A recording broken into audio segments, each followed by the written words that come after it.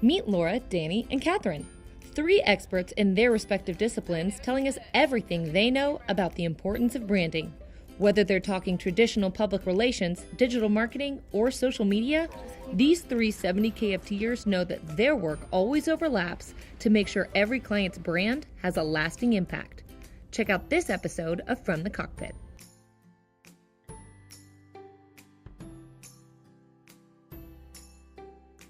Helping the brand come up with a persona, the way that they want to portray themselves. It's about building a story and helping people understand that it's not just a faceless, soulless company, that there's a purpose behind it, there's a product or a service that can benefit them as a consumer. Branding is a topic that should be discussed at the beginning of everything. Like, what is our strategy? What is our target audience? There's a lot more than just user experience of trying to get them to do what you want them to do. There's how do they feel after they've found you, or how do they feel after they've been exposed to you multiple times. We both are looking at the client's business objectives and how can we achieve those. What are the key messages that we need to be pushing out on the different mediums, and how can we tailor that to fit the certain medium? Meeting the customer where they are already. On the traditional side, we want to be in the news outlets that they read the most. There's credibility that you get from that third-party endorsement. We want to go where they already are and meet them there rather than asking them to come to us. It reduces the barrier to reaching them.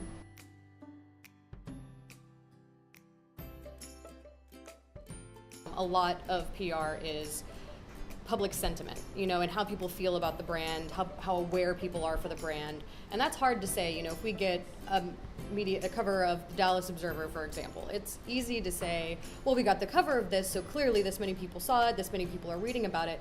But that's not necessarily true. DM can help supplement, because then we can see the number of click-throughs that came through from that Dallas Observer article. And we know that this many people were actually reached and read the story and engaged with the brand in this venue. PR, digital marketing, and social media, there's overlaps.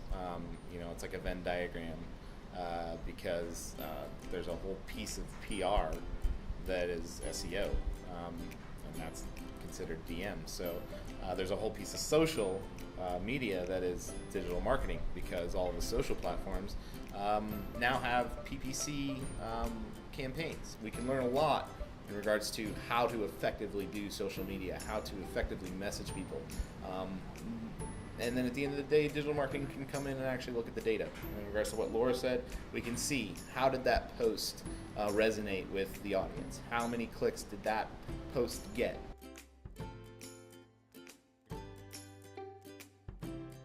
I look at how the audience is actually interacting with the content we're pushing out. It's more than just kind of liking a post. Are they sharing it? Are they commenting on it? Are they clicking through a couple times on it? How are they really working with the post? Because it's more than just having a follower or a like. Messaging, 100%. You have to be saying the same thing in the same voice every time. Every time that they touch you, interact with you, see the brand, they need to have that same overall impression every time they walk away from an engagement. If the brand is not there and the messaging is not consistent, then it breaks things, and it makes our job a whole lot more difficult to get the user to do what we want them to do, essentially. Social media can't ever act on its own, so I think content is always going to be the most important thing, but so much of that comes from the messaging that PR is creating.